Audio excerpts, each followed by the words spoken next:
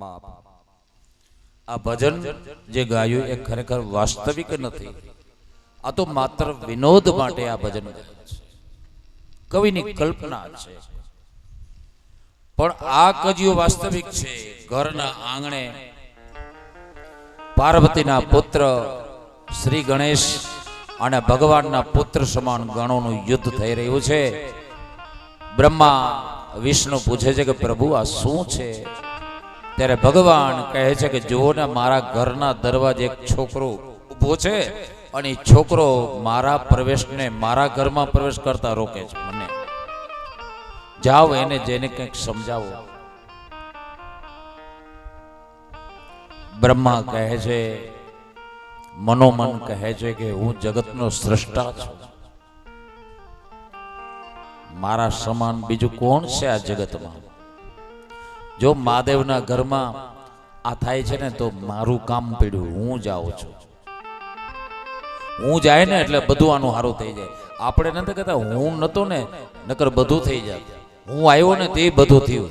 અરે ભાઈ, તારા હું ને રહેવા દે, બ્રહ્મા જેવાનું હું નથી રહ્યું, ભગવાન નારાયણ જેવાનું હું નથી રહ્યું, તો આપણે કઈ વિસાતમાં? બ્રહ્મા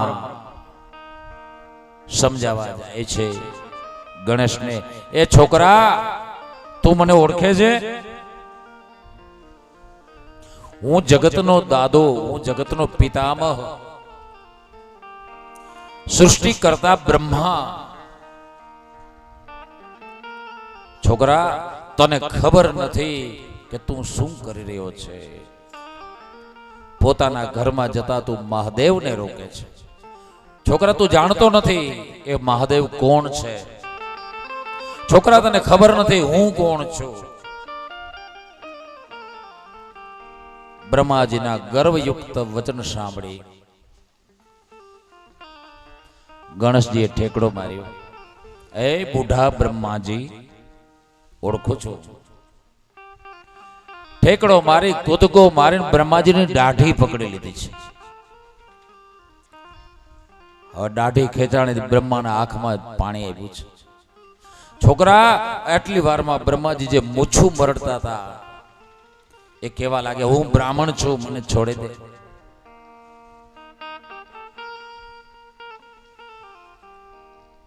મને છોડી દે, મુંજ મુંજ મને મૂકી દે.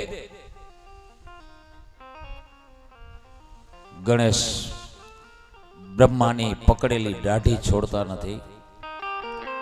જો મોટા આવ્યા છે મને સમજાવવા, પોતાને ખબર નથી કે હું કોણ છું, હું શા માટે દરવાજામાં બધાને રોકી રહ્યો છું. ત્યારથી કવિઓની કલમે એમ કહ્યું છે કે પૂછ્યા વિના પંચમાં કદી ન પડવું, પાપના મંત્ર કદી ન પડવા, બધી વાત સાચી પડે એટલું બોલવું, ખોલવું નહીં એક વેણ ખોટવું, છોલવા નહીં બહુ કૂડના ચાપડા, માપ બંધાય નહીં કદી મોટું. પૂછ્યા વગર પંચમાં પડવું નહીં. બ્રહ્માજી પંચમાં પડવા ગયા, રડવાનો વારો આવ્યો છે. માંડ કરી અને બ્રહ્માજીએ પોતાની દાઢી છોડાવી. એ દ્રશ્ય જોઈને ભગવાનને ક્રોધ થયો છે. બ્રહ્માજીનું અપમાન. ભગવાને સકળ સૈન્યને આજ્ઞા કરી, દેવ સૈન્યને આજ્ઞા કરી, જાઓ યુદ્ધ કરો, જે થવાનું હોય તે થાય. એ છોકરા અરે યુદ્ધ કરો. નારદજીને ખબર પડી છે. નારદજી આવ્યા છે સીધા માં પાર્વતી પાસે. દેવી, તમને કઈ ખબર થાય કે શું? તમારા ઘરના આંગણે તમારો દીકરો ઊભો છે. એક બાજુ માત્ર તમારો એક દીકરો અને સામે પક્ષે દેવનું સૈન્ય, ભગવાન શ્રી હરિનું સૈન્ય અને ભગવાન શંકરના સેવક બધા એના ગણો એની આરે યુદ્ધ કરી રહ્યા છે. માતાજી, તમારે તમારા બાળકની રક્ષા કરવી જોઈએ. માતાજીને થયું કે પ્રભુ થોડી વાર રાહ ન જોઈ શકે, યુદ્ધ ચાલુ કરી દીધું. જે થવાનું હોય તે ભલે થાય. માતાજીએ પોતાના શરીરમાંથી પ્રચંડ શક્તિશાળી એવી શક્તિઓ ઉત્પન્ન કરી છે અને ગણેશની રક્ષા કરવા મોકલી છે. એ શક્તિઓ અદૃશ્ય રહી અને ગણેશની રક્ષા કરવા લાગે છે. આ બાજુ દેવનું સૈન્ય, શ્રી હરિનું નારાયણી સૈન્ય, ભગવાનના ગણો ચારે બાજુથી ગણેશ ઉપર ચડી આવ્યા છે. ભયંકર યુદ્ધ ચાલુ થયું. ગણેશના શરીરમાં પણ શક્તિએ પ્રવેશ કર્યો. ગણેશની આસપાસ પણ એ અદૃશ્ય રહી અને શક્તિ રક્ષા કરવા લાગે છે. દેવસૈન્યને એકલો ગણેશ હંફાવી રહ્યો છે માની કૃપા.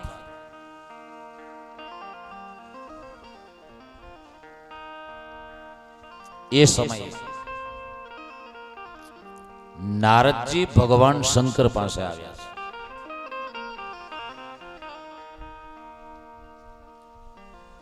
ભગવાનને વંદન કરીને નારદજી બોલ્યા, હે બાપ, કા લીલા રચિતા નાથ, કા લીલા રચિતા ચાદ તામિદાણી વદ પ્રભુ, તામ ઈદાણી વદ પ્રભુ.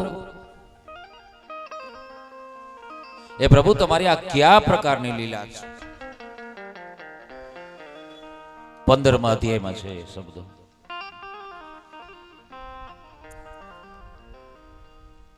ચોવીસમા શ્લોકની અંદર નારદજી કહે છે કે કા લીલા રચિતા ચાદ તામિદાણી વદ પ્રભુ. એ પ્રભુ, તમારી આ કઈ લીલા છે? મને સમજાતી નથી આપની લીલા. ભગવાને કૃપા કરી નારદજી સમજ્યા છે કે આખા જગતને કાંટા રૂપી તારકાસુર હતો, એને કાર્તિકેય ગણોની સાથે રહીને માર્યું. એ નાનકડા કાર્તિકેય દેવોના સેનાપતિ બન્યા. દેવોને અભિમાન થયું. ગણોએ માર્યો તારકાસુરને, જેને હરિ ન મારી શક્યા, ભગવાન હરિનો કોઈ અવતાર ન મારી શક્યો. એને કારણે ગણોને પણ ગર્વાંકુર ફૂટ્યો. બ્રહ્મા અને વિષ્ણુને પણ એમ થયું કે અમે હતા તો આ બધું થયું. ગર્વાંકુર ફૂટ્યો. દરેકના ગર્વને હરવા માટેની ભગવાનની આ લીલા છે. નારદજી સમજો.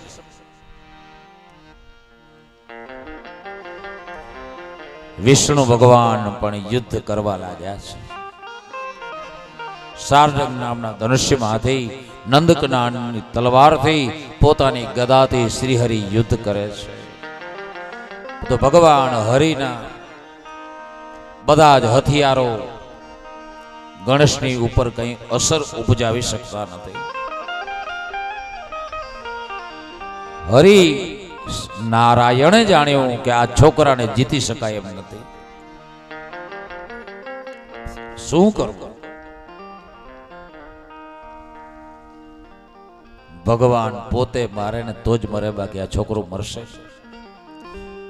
શ્રી હરિ યુદ્ધ મેદાનમાંથી ભગવાન શંકર પાસે આવ્યા છે. પ્રભુ, આ છોકરો સામાન્ય નથી. હું નથી જાણતો કે આ કોણ છે, પણ તો અતિશય બળવાન છે. એક કામ કરો, આપ એની સન્મુખ જાઓ, હું એની ઉત્તર દિશામાં જાઉં. હું યુદ્ધ કરું એ દરમિયાન આપ એને મારો, બાકી કોઈ ત્રણે લોકમાં એને મારી નહીં શકે. એ સમયે નારદજી આવ્યા છે. ફરીથી ભગવાનના ચરણમાં વંદન કર્યા છે. પ્રભુ, હવે છે ને આ બધા ગણો જે છે ને તમારા, એ બધેનો અભિમાન ઉતરી ગયું છે એક છોકરાની પાસે. સ્વર્ગના દેવો છે ને એનું અભિમાન પણ ઉતરી ગયું છે. નારાયણી સેના છે ને, અને નારાયણ એનું અભિમાન પણ ઉતરી ગયું છે. અને બ્રહ્માનું અભિમાન તો પહેલા જ ઉતરી ગયું, આંખમાંથી પાણી નીકળી ગયા છે.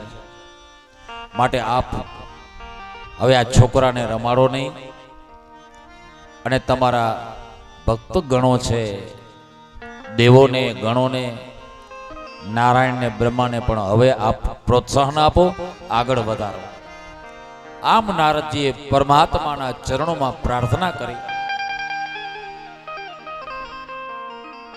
બાપ, ભગવાને મન કર્યું છે એ બાળકનો વધ કરવાનું, હાથમાં ત્રિશૂળ ધારણ કર. મારા બાપુજીના હાથમાં ત્રિશૂળ છે. એ ત્રિશૂળનું નામ શું છે? એ ત્રિશૂળનું નામ છે વિજય. ધનુ સહસ્ત્ર દીર્ઘેણ. વિશાળ એવું એ ધનુષ્ય છે. ભગવાનને હાથમાં ધનુષ્ય ધારી જોઈ અને ગણેશની જે રક્ષા કરનારી શક્તિ હતી એ અદૃશ્ય થઈ છે. ભગવાન ગણેશની સન્મુખ પહોંચ્યા છે. એ સમયે ગણેશજીએ ભગવાનના હાથમાં લાકડી બારી છે. એના કારણે ભગવાનના હાથમાંથી ત્રિશૂળ પડી ગયું છે. ભગવાન કહે છે કે બને આટલી પીડા થાય તો પછી આ દેવોને ગણોને કેટલી પીડા થઈ હશે. હવે તો આ છોકરાને રમાડવો નથી. હાથમાં ત્રિશૂળ ગ્રહણ કર્યું. આ બાજુ શ્રી હરિ ઉત્તર દિશામાં પહોંચ્યા. ગણેશથી ભગવાને સુદર્શન ચક્ર હાથમાં લીધું. મારા મહાદેવે ઈશારો કર્યો, હરિ રેવા દેજો, સુદર્શન ચક્ર આના ઉપર કામ નહીં કરી શકે, નિષ્ફળ જશે. હરિએ ખાલી ઉગામ્યો છે. નંદક તલવાર મ્યાનમાંથી બહાર કાઢી છે. ચતુર્ભુજ નારાયણ એક હાથમાં ગદા ધારણ કરી છે અને હુંકાર કરે છે ગણેશને મારવા માટે. ગણેશ એ બાજુ જુએ છે, એક બાજુ ભગવાન શિવજીએ ત્રિશૂળ છોડ્યું છે અને એ ત્રિશૂળે ગણેશનું મસ્તક કાપી નાખ્યું.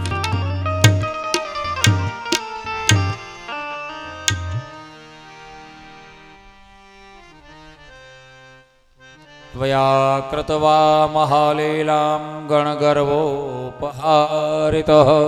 अस्मे दत्त्वा बलं भूरि देवगर्वश्च शङ्कर.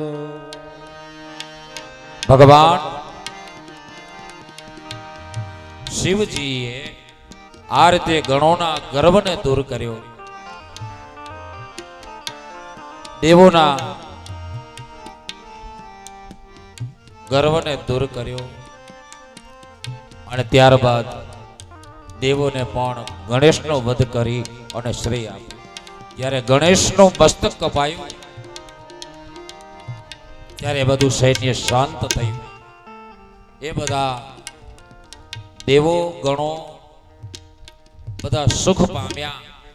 એટલું જ મહાદેવ દુઃખ પામ્યા કે મારા હાથે મેં એક છોકરાને માર્યો. ઈશ્વરને અંતરમાં દુઃખ થયું છે.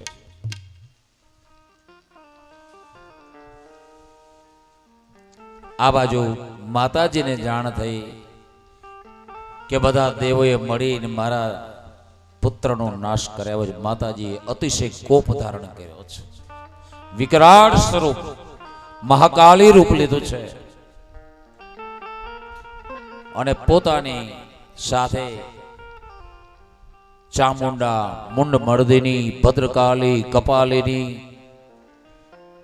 આદિ શક્તિઓને સાથે લઈ અને દેવોનો ગણોનો સંહાર કરવા માટે માં ભવાની આવી પહોંચી છે, હાથમાં ખુલ્લી તલવારો સાથે.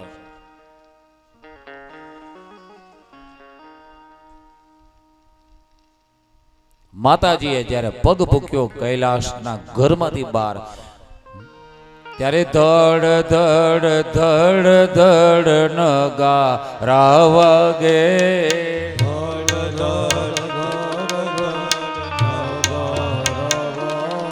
એ ધડ ધડ ધડ ધડ નગારા વાગે.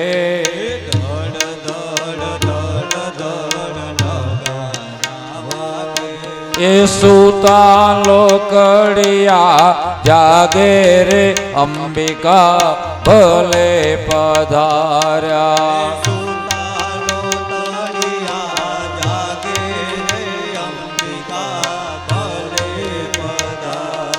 એ ભલે પધાર્યા માડી ભલે રે પધાર્યા. ભલે પધાર્યા માડી ભલે રે પધાર્યા. એ ભલે પધાર્યા અંબા ભલે રે પધાર્યા. ભલે પધાર્યા અંબા ભલે રે પધાર્યા. એ દેવળે ડંક ડંકા વાગે રે અંબિકા ભલે પધાર્યા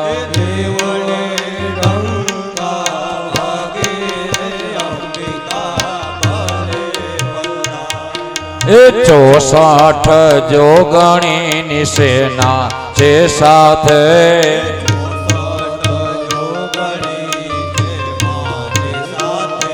એ 64 જોગણીની સેના છે સાથે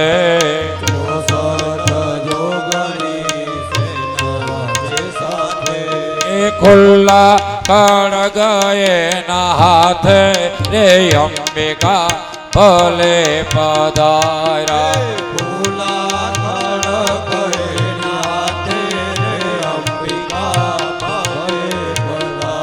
એને હાથે જગમગતા ભાલા રે અંબિકા ભલે પધાર્યા હાથે જગમગતા ભાલા રે અંબિકા ભલે પધાર્યા ભલે પધાર્યા કાલે ભલે રે પધાર્યા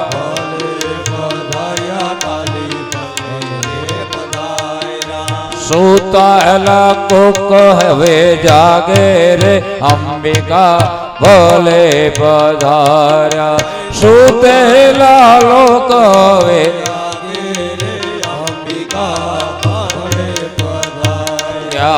કાલિકા ભલે પધાર્યા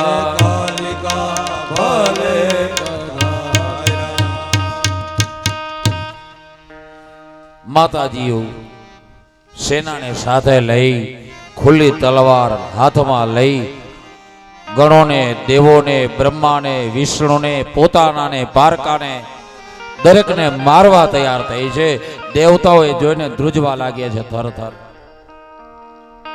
શ્રી હરિ પોતે ગભરાયા બ્રહ્મા ગભરાયા હવે આ ડોશીમાના ક્રોધને રોકવો કેમ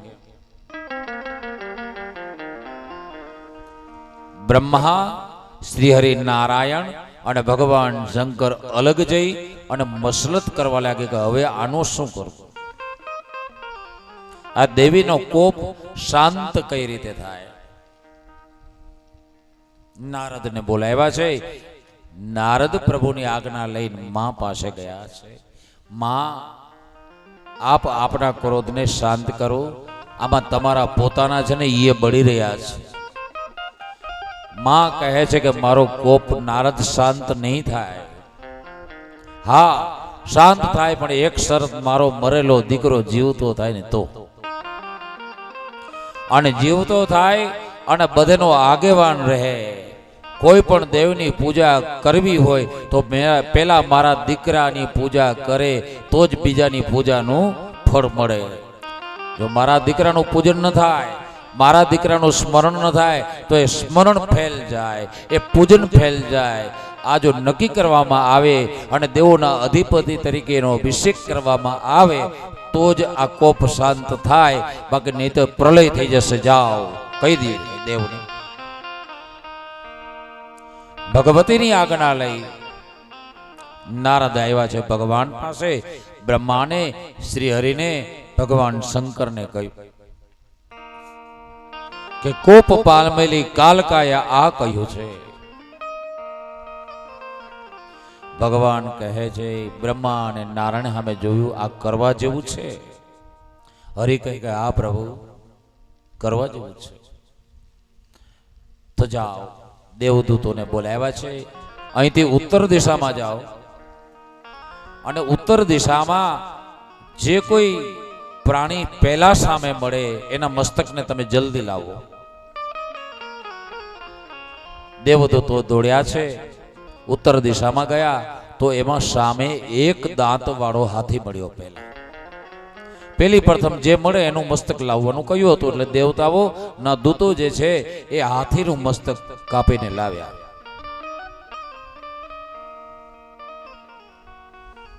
ભગવાનને આપ્યું છે હાથીનું મસ્તક જે ગણેશનું ધડ છે એની પાસે રાખવામાં આવ્યું ભગવાને શ્રી હરિએ હાથમાં જલ લીધું, ભગવાને કૃપા દ્રષ્ટિ કરી, હરિએ જલ છાટ્યું, એમાંથી ગણેશજી સજીવન થયા છે. બાપ અહીં ઘણા એવી શંકા કરે, એવો પ્રશ્ન કરે કે ગણેશને જીવતા કરવાના હતા તો ભગવાનને હાથીનું મોઢું લાવવાની જરૂર શું હતી? મસ્તક લાવવાની શી જરૂર પડી હતી? અને હાથીએ એવા ક્યાં પાપ કર્યા હતા કે એને મારી નાખ્યો ગણેશને જીવતા કરવા હાટું થઈને? તમારા ભગવાન કેવા? ઘણા અમને પ્રશ્ન કરે. પછી બીજો સવાલ એ ઉઠાવે કે ગણેશનું જે મૂળ મસ્તક હતું એ જ એની પાસે ન મૂકી દીધું, એ મૂકી દીધું તો શું વાંધો હતો? આ હાથીને મારવાની કેમ જરૂર પડી? આવા ઘણા લોકો પ્રશ્ન ઉભા કરતા હોય છે. પરંતુ કારણ એ હતું જે હાથીનું મસ્તક લાવવામાં આવ્યું ને એને આગલા 7 અવતાર સુધી દેવોના અગ્રેસર થઈ અને રહેવા માટે 7 જન્મ સુધી તપશ્ચર્યા કરેલી હતી. હું દેવોમાં અગ્રેસર રહું, એની તપશ્ચર્યાનું ફળ આપવાનો સમય થયો ત્યારે એનો 7મો અવતાર હતો હાથી તરીકે, એ આત્માનો. એને તપશ્ચર્યાનું શ્રેય, તપશ્ચર્યાનું ફળ આપવા માટે થઈ અને ભગવાને હાથીના મસ્તકને આ માન આપ્યું છે. આ જવાબ છે હાથીનું મસ્તક શા માટે? તો વળી બીજા એવો પ્રશ્ન ઉઠાવે કે હાથીનું મસ્તકને આ માન આપ્યું તો એના ધડનું શું પાપ કે એને એમને છોડી દીધું? નહીં. તમે જોઈશ, તમે રામાપીરનો પાઠ માનતા હશો પોતાના ત્યાં, તમે રાંધલ તેડતા હશો પોતાને ત્યાં, તમે સત્યનારાયણની કથા કરતા હશો, તો જૂના વખતના જે બાજોઠ હોય ને જેના પર રામાપીરનો પાઠ મંડાય, જેના ઉપર સત્યનારાયણની સ્થાપના થાય, જેના ઉપર રાંધલની સ્થાપના થાય, એને હિન્દીમાં ચોકી કહે અને આપણે ગુજરાતીમાં એને બાજોઠ કહીએ. જે પ્રાચીન વખતના બાજોઠ તમે જોજો, એના પાયા જોજો, એના પાયા હાથીના પગ જેવા હશે, હાથીના પગની નિશાની વાળા હશે. બાજોઠ છે એ હાથીનું ધડ છે. ભગવાને હાથીના ધડને આ સ્થાન આપેલું છે. કયું સ્થાન? ચોકીનું. माता की चौकी, सत्यनारायण की चौकी, रामदेव जी महाराज की चौकी, रांदल की चौकी, रांदल नो बाजोट, ये रामदेव जी महाराज नो बाजोट, पाठनी स्थापना नो, शिव शक्ति ना पाठ नो बाजोट, ए बाजोट ना पाया छे, ए हाथी ना 4 पग छे अने बाजोट ए धड़ छे हाथी नो. हाथी ना धड़ ने भगवाने वरदान दीधुं के जा भले गणेश अग्रता कम होय पण गणेशनी स्थापना तो आ बाजोट ऊपर ज थशे. आ हाथीनुं धड़ छे. पछी त्रीजो सवाल के मूळ गणेशनुं मस्तक हतुं ए धड़ पासे मूकवामां वांधो शुं हतो? ए क्यां गयुं? याद करो 2 दिवस पहेलानी कथा. जेने 2 दिवस पहेलानी कथा सांभळी छे एने आ सवालो सांभळ्या हशे के ज्यारे दक्ष प्रजापतिए पोताना 10,000 पुત્રો हरियश्वोने गुजरात में मोकला, उत्पन्न थया उत्तर प्रदेश में हरिद्वार में अने मोकला गुजरात में भक्तिनुं फळ, तपनुं फळ लेवा माटे. एनी पासे जे नारदजी 4 प्रश्न कर्या हता. ए 4 प्रश्न हूँ तमारी पासे कही जाऊं. पहलो प्रश्न नारदजीए दक्षना पुत्रोने ए कर्यो हतो के एवो कयो देश छे के ज्यां एक ज पुरुष रहे छे? એવો દેશ કયો કે જે એક જ પુરુષ રહે? એવી કઈ ગુફા છે કે જે ગુફામાં જવાય છે પણ પાછું ફરાતું નથી? ત્રીજો પ્રશ્ન નારદજીએ દક્ષ પુત્રોને એ કરેલો કે એવી કઈ બે નદી છે કે જે બે પરસ્પર વિરુદ્ધ દિશામાં વહે છે, બે ભેગી હાલે જ નહીં. બે બેનું છે, બે નદી છે, પણ એક ઉગમણી હાલે તો બીજી આથમણી હાલે, અને એક અત્રાદી હાલે તો બીજી દક્ષિણાદી હાલે, ભેગી ના હાલે. ન ભૂતો ન ભવિષ્યથી સાથે ન ચાલે. ચોથો પ્રશ્ન નારદજી એ પૂછેલો કે માથે ફરે છે તે શું છે? પહેલો પ્રશ્ન એવો કયો દેશ છે કે જ્યાં એક જ પુરુષ વસે છે? એનો જવાબ નારદજીએ એ સમજાવેલો કે આ શરીર રૂપી દેશની અંદર આત્મા રૂપી પુરુષ એકલો જ રહે છે. કર્મનો સંગાથી રાણા મારું કોઈ નથી, એમાં આત્માનો સંગાથી પણ હે રાણા મારું કોઈ નથી. આત્મા એકલો આવ્યો છે અને એકલો જ જવાનો છે. એવો આત્મા આ શરીરરૂપી દેશમાં એકલો આત્મા એકલો જ રહે છે. બાબા એક જ પુરુષ છે.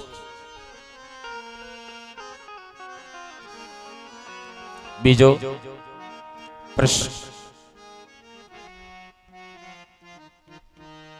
કે એવી કઈ ગુફા છે કે જે ગુફામાં જવાય તો છે પરંતુ પાછું ફરવાનું રહેતું નથી?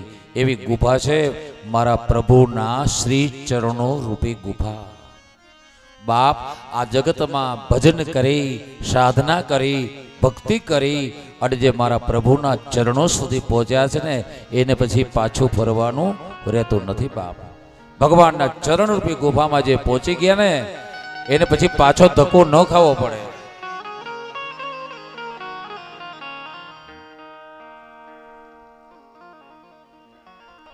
એને પુનરપી જન્મમ પુનરૂપી મરણમ પુનરૂપી જનની જઠરે શયનમ.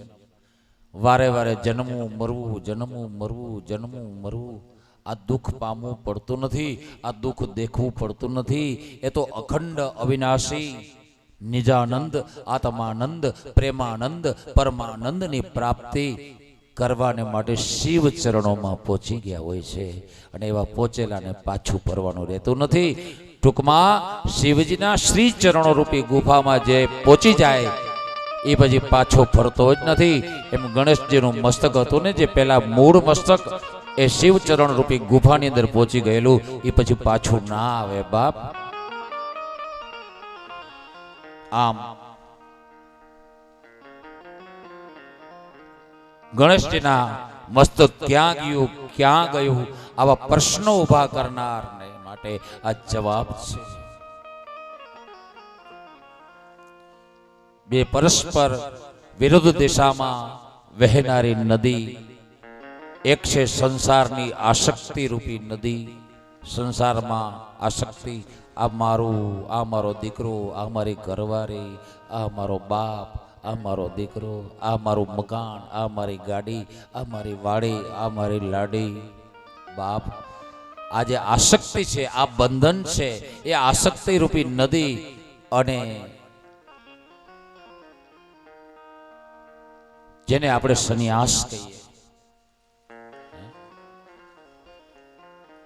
એ પણ એક નદી છે. બાપ આસક્તિથી વિરુદ્ધ છે,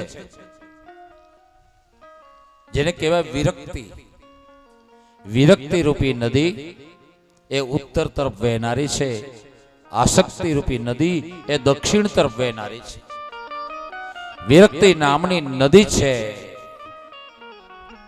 એ પરમાત્માના ચરણો પાસે લઈ જનાર છે, અને આસક્તિ રૂપી નદી છે એ વારંવાર સંસારમાં પાડનાર છે. આ જીવને વારંવાર નરકમાં લઈ જનાર છે આસક્તિ, અને જીવને શિવનું મિલન કરાવનાર છે વિરક્તિ. બે નદી એકબીજાથી વિરુદ્ધ છે. બાપ અમારું શિવ મહાપુરાણ એમ કહે છે તમે આસક્તિ પણ રાખો પણ કેની? પ્રભુના શ્રી ચરણોની. મોહ રાખો કેનો? મારા પ્રભુના શ્રી મુખચંદ્રના દર્શન કરવા. લોભ રાખો, અરે મારે આટલું ભજન આજે કરવાનું હતું પણ આટલું જ થયું.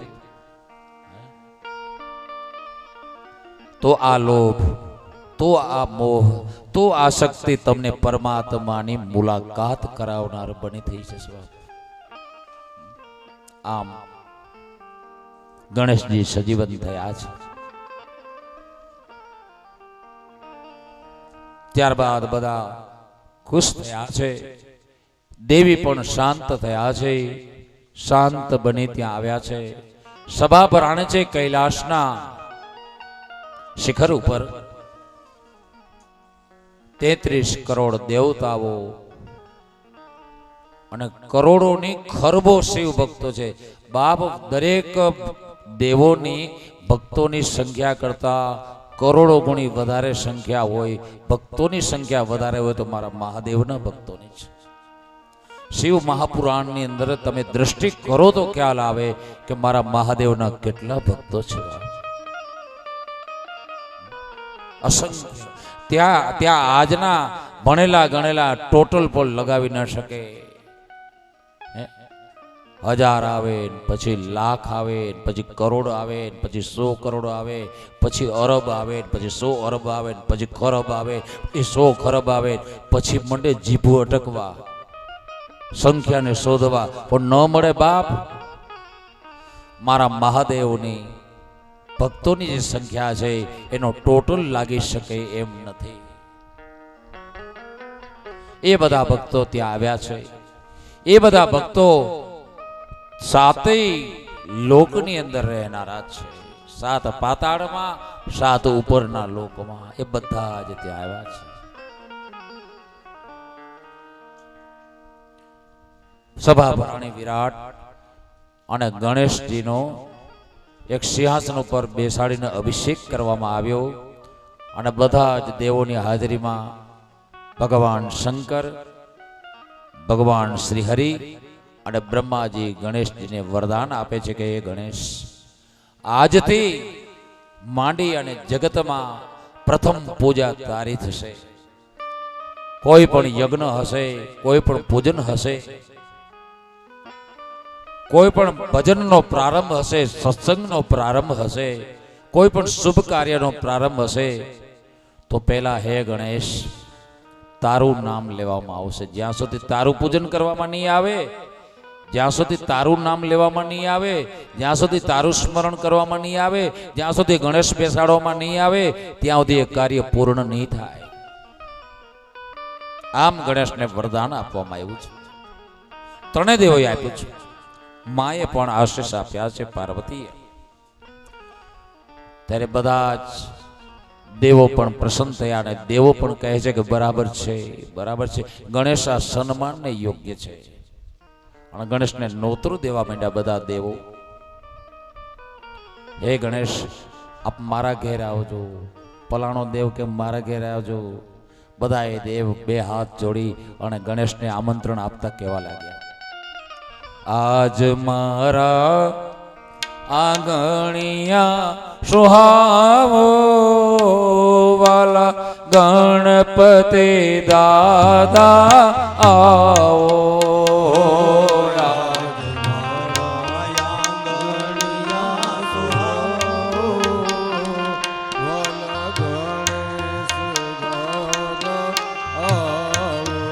આજ મારા આંગણિયા સુહાવો, સુહાવો, વાલા ગણપતિ દાદા આવો.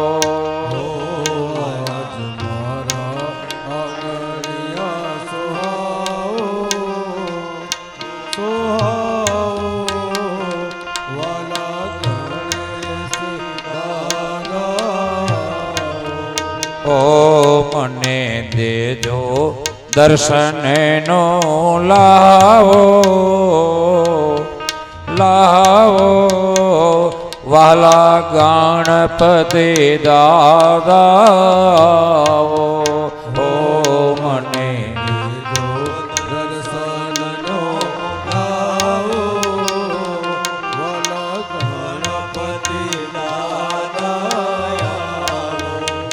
કે પ્રેમે પૂજન કરો ધ્યાન ચિતે ધરો હે પ્રેમે પૂજન કરું ધ્યાન ધીરે ધરું કે પ્રેમે પૂજન કરો ધ્યાન ચિતે ધરો હે પ્રેમે પૂજન કરું ધ્યાન ધીરે ધરું કે તમે મંગલ મૂર્તિ કહાવો કહાવો વાલા ગણપતિ દાદા હો તમે મૂર્તિ કહાવો વાલા ગણપતિ દાદા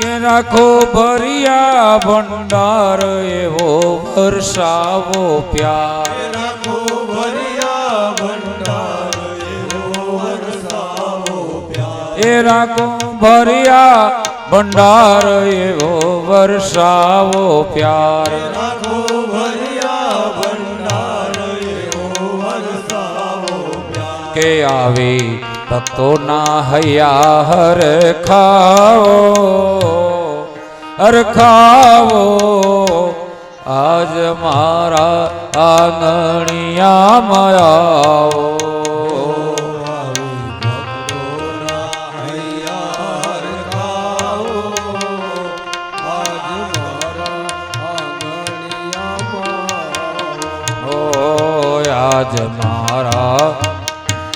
આજ મારા આંગણિયા સોહાવો સોહાવો વાલા ગણપતિ દાદા આવો આજ મારા આંગણિયા ખાઓ વાલા ગણપતિ દાદા ઓ વાલા ગણપતિ દાદા ઓ વાલા ગણપતિ દાદા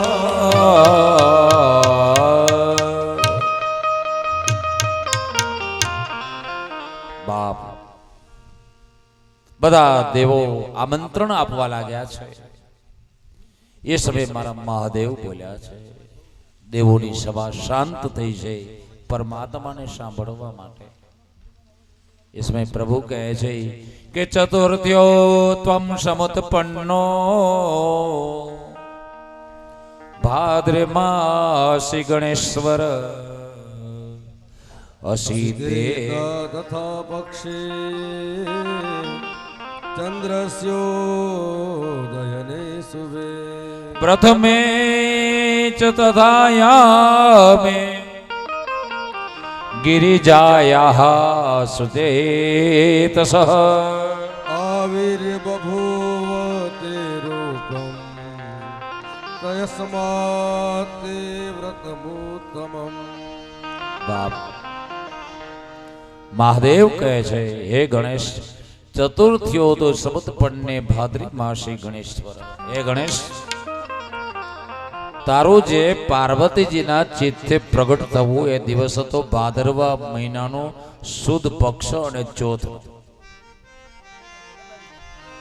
ગણેશજીનો જન્મ ગણેશજીનું પ્રાગટ્ય ભાદરવા સુદ ચોથના દિવસે થયેલું છે અસીતે ચ તથા પક્ષે ચંદ્રસ્યોદયને શુભે કેવા સમયે ભાદરવા સુદ ચોથ કેવા સમય થાય કે આકાશમાં જ્યારે ચંદ્રનો ઉદય થાય ને ત્યારે પાર્વતીજીથી અંગના મેલમાંથી ગણેશ બહાર આવ્યા. એ સમય ભાદરવો મહિનો સુદ પક્ષ ચોથનો દિવસ અને આકાશમાં ચંદ્ર દેખાય ને ત્યારે. એટલા માટે એ ગણેશ તારું ગણેશ ચોથ નામનું વ્રત થશે. લોકો વ્રત કરશે, ઉપવાસ કરશે અને આકાશમાં ચોથના ચંદ્રના દર્શન કરીને પછી જ ભોજન લેશે. આમ ચોથનું વ્રત આપ્યું છે ગણેશ ચોથનું. ચોથને મંગળવાર આવતો હોય તો અંગારકી ચોથ કહેવાય, કોઈ વિનાયક ચોથ હોય, કોઈ ગણેશ ચોથ હોય. બાપ ભગવાન કહે છે કે પ્રથમે ચ તથાયામે ગિરિજાયા સુતેતસ આવિર્ભુવતે રૂપમ યસ્માતે પ્રથમોત્તમમ. તેથી કરીને તારું વ્રત ચોથનું થશે. તેમજ હે ગણેશ, તારો જે એક દાંત છે ને એ દાંત ઉપર એક ખડનું પૂખડું ચોટેલ છે, ઘાસ. એ પૂખડું ઘાસનું પૂખડું કયું ઘાસ હતું? તો એ ઘાસનું નામ છે દુર્વા. સંસ્કૃતમાં જેને દુર્વા કહેવાય અને ગુજરાતીમાં જેને આપણે ધ્રોકડ કહીએ છીએ, ધોકડ. બાપ મારા મહાદેવ કહે છે કે તમે ગણેશની પૂજા કરવા જાઓ ને ત્યારે ધ્રોકડ તો ખાસ પૂજામાં હોવી જોઈએ. ગણેશની પૂજામાં બાપ હવે ધ્રોકડની ઉત્પત્તિ તમે સાંભળો. ધ્રોકડની ઉત્પત્તિ કઈ રીતે થઈ છે અને ધ્રોકડથી ભગવાન ગણેશની અને ધ્રોકડથી ભગવાન મહાદેવની અને ધ્રોકડથી શ્રી હરિ વિષ્ણુની, નારાયણની, કૃષ્ણની, રામની પૂજા કરવાથી શું ફાયદો થાય એ ફાયદો બતાવો. કારણ કે અમારું જો મારી જ્ઞાતિ લોહાણા રહી એટલે મારું ધ્યાન ફાયદામાં વધારે જાય. ફાયદો શું થાય હિસાબ પેલા માંડો. ફાયદો શું? પેલા તો આપણે ધ્રોકડની ઉત્પત્તિ કઈ રીતે થઈ એ જાણીએ. શ્રીમદ ભાગવતમાં પ્રસંગ છે સમુદ્ર મંથનનો. આપ સૌ જાણો છો સમુદ્ર મંથન થયું, અમૃતનો કુંભ નીકળ્યો ને ત્યારે એ રાક્ષસોના હાથમાં ચાલ્યો જાય તેમ હતો. જેથી કરીને દેવોનો રાજા ઇન્દ્ર, સ્વર્ગનો રાજા ઇન્દ્ર, એનો દીકરો, એનું નામ જયંત, એ જયંત અમૃતનો ઘડો લઈને ભાગ્યો સમુદ્ર મંથનને સ્થળે, ગુપ્ત સ્થળે જતા રહેવા માટે.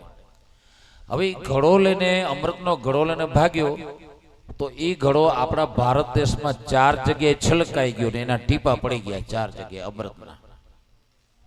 કઈ કઈ જગ્યાએ પડ્યા? તો કે હરિદ્વારમાં પડ્યા, ઉજ્જૈનીમાં પડ્યા, પ્રયાગરાજમાં પડ્યા અને ત્રંબકમાં પડ્યા. ત્રંબકેશ્વર, બ્રહ્મગીરી પર્વત માળા. એ જ્યાં જ્યાં આ અમૃતનો કુંભ છલકાયો એના ટીપા જ્યાં જ્યાં પડ્યા ત્યાં ત્યાં કુંભનો મેળો ભરાય છે. કુંભ છલકાયો એટલે કુંભ મેળો નામ આપેલું છે. 12 વર્ષમાં 4 વખત કુંભનું આયોજન થાય. દર આતર વર્ષે વારો આવે કુંભનો. સંતોનો મેળો છે, જે અમૃત તત્વની પ્રાપ્તિનો મેળો છે, જે પરમાત્મા તત્વની પ્રાપ્તિનો મેળો જે છે. હમણાં જ પ્રયાગરાજમાં મેળો ગયો, કુંભનો મેળો. આ કુંભનો મેળો ત્યાંથી ચાલુ થયો અને ઉત્પત્તિ કુંભની આ રીતે થઈ, જે અમૃતનો કલશ છલકાવવાથી. એવી રીતે એક કલશ છલકાયો, જ્યાં ટીપા પડ્યા એ જગ્યાએ કુંભનો મેળા પ્રગટ થયા. પણ એ ટીપાની જે જણ કહેવાય, આછી વાછટ, વરસાદની ધારાઓ વરસતી હોય પણ એ ધારાઓની જે વાછટ, ઝીણી ઝીણી એક શિખર, ઝીણી ઝીણી એક બિંદી, જેને આપણે શિખર કહીએ, એવા અમૃતના જે ટીપા છલકાણા એની જે શિખર જે જમીન ઉપર પડીને એમાંથી એક ઘાસ ઉગી નીકળ્યું અને એ ઘાસનું નામ છે ધ્રોકડ. આ ધ્રોકડની ઉત્પત્તિ છે.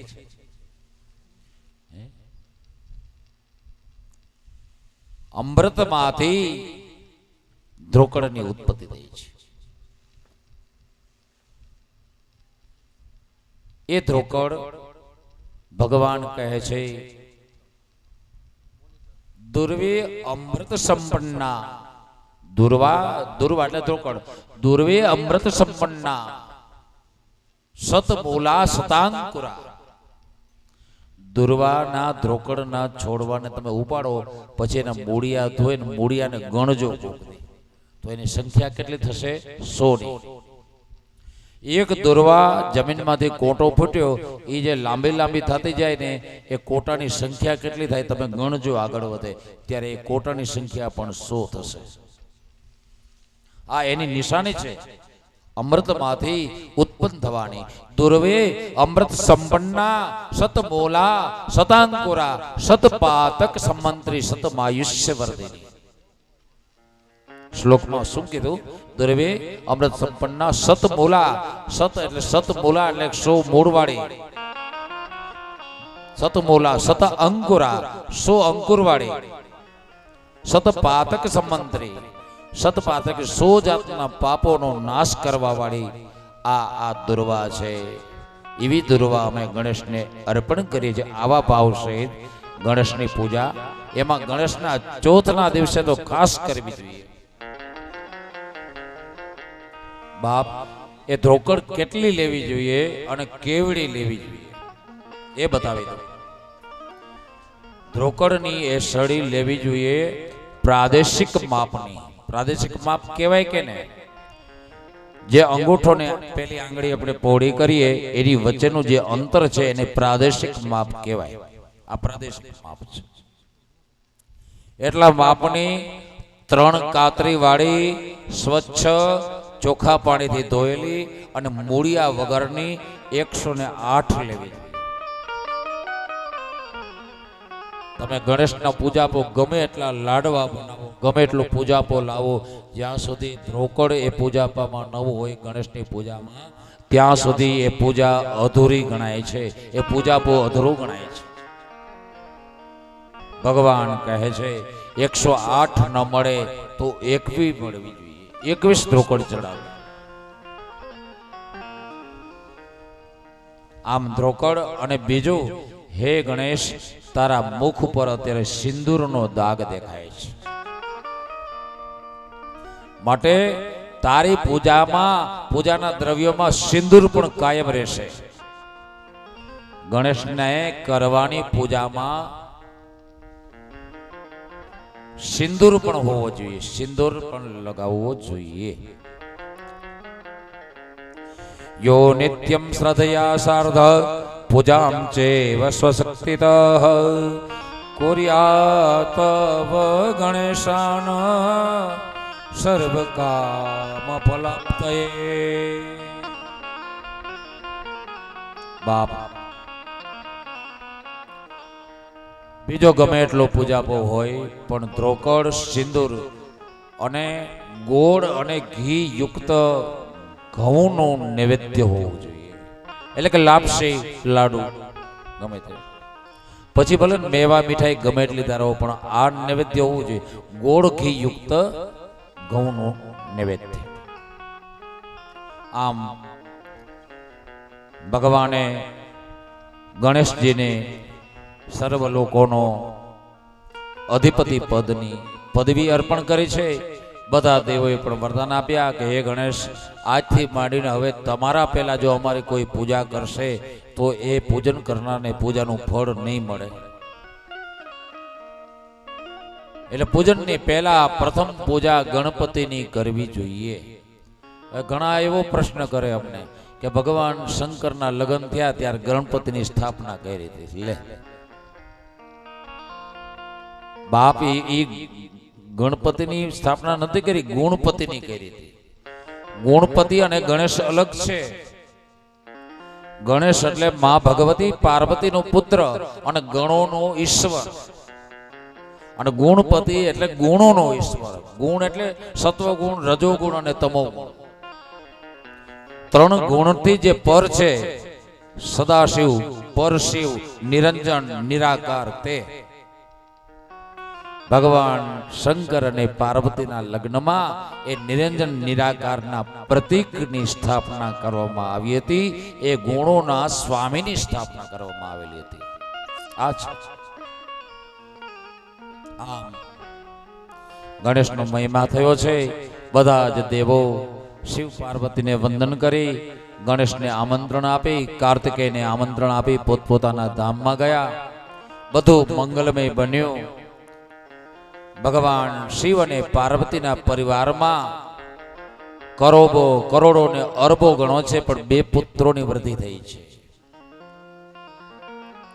બાપ, એમ હું પણ તમને કહું છું કે તમે જો મારા મહાદેવને તમારું જીવન અર્પણ કરો ને તો તમને 2 દીકરા થાય.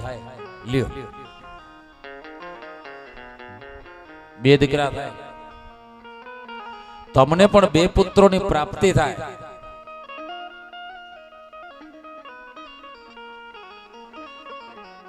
યતો ભક્તિર મહેશસ્ય પુત્રાભ્યામ ભવતિ ધ્રુવમ.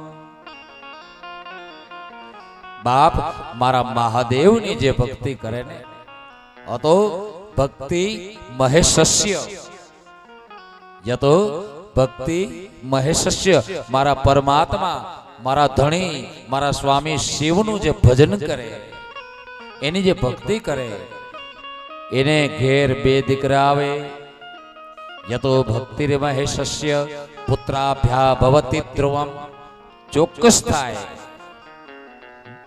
એ કયા પુત્ર? એ પુત્ર જ્ઞાન અને વૈરાગ્ય.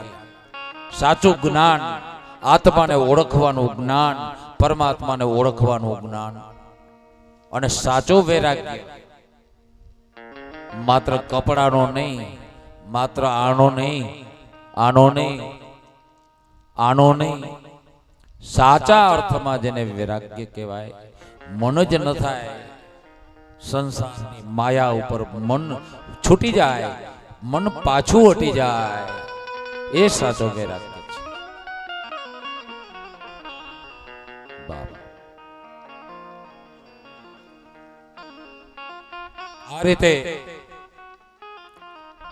ભગવાનના આંગણામાં 2 પુત્રોની વૃદ્ધિ થઈ છે. એવી રીતે જ આ જીવ અને બાપ મારો મહાદેવ શિવ, એના પરિવારમાં પણ જો જીવ શિવ ભક્તિને વરે, જો જીવ શિવજીના શ્રી ચરણોમાં પોતાનું જીવન અર્પણ કરે, જો જીવ શિવમય બને, તો એ જ જીવ અને શિવના પરિવારમાં, આ જીવના જીવનમાં સત્ય જ્ઞાન અને સત્ય વૈરાગ્યની વૃદ્ધિ થાય છે. આમ પરમ શાંતિ થઈ છે. પછી ધીરે ધીરે દીકરા મોટા થવા લાગ્યા. મા બાપ વડલાના ઝાડ હેઠળ કૈલાસ ઉપર બેઠા છે. બાપ, એમાં આ સંસારની પણ રીતિ છે, ભગવાને ચાલુ કરેલી છે. એ પ્રમાણે દીકરા યુવાન થવા લાગ્યા છે. યુવાનીના ઉંમરે પગ દેવા લાગ્યા છે. અને આપણા સંસારમાં એમ કહેવાય છે કે સુખે ન સુવે 3 જણા, કહો ને સખી કિયા. સુખે ન સુવે 3 જણા, કહો ને સખી કિયા. બાપ, આપણું ગુજરાતી સાહિત્ય એમ કહે છે કે 3 જણાને રાત્રે નિદ્રા ન આવે. કોને ના આવે?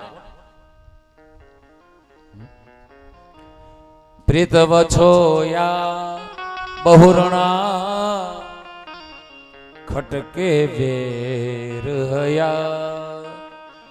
સુખે ન સુવે 3 જણા, કહો ને સખી કિયા. પ્રીતવ છોયા બહુરણા અને ખટકે વેર હયા. એક તો પ્રીત વછોયાને નિદ્રા ના આવે, એક સુરવીર નિદ્રા ના આવે, અને જેની દીકરી મોટી થઈ ગઈ હોય કે દીકરો મોટો થઈ ગયો જુવાન થયા હોય ને મા બાપને નિદ્રા ના આવે કે આ દીકરાને ક્યાં પીણાવશું, આ દીકરાના હાથ ક્યારે પીડા કરશું. બાપ બાપુજીને એમ થાય છે કે છોકરાઓને હવે અમારે લગ્ન કરી દેવા જોઈએ. શિવ પાર્વતીને એમ થાય છે. રાત્રે નિદ્રા નથી આવતી માતા પિતાને, જેના યુવાન બાળકો થયા હોય એને. અરે ઘણાના પગના પગરખા કહાઈ જાય બાપ. તો યોગ્ય પાત્રની શોધવાન. અને એ સમસ્યા તો હવે તો વધતી જાય છે બધી જ્ઞાતિમાં. પહેલા અમારી જ્ઞાતિમાં હતી, પરંતુ હવે તો બધી જ્ઞાતિમાં વધતી જાય છે.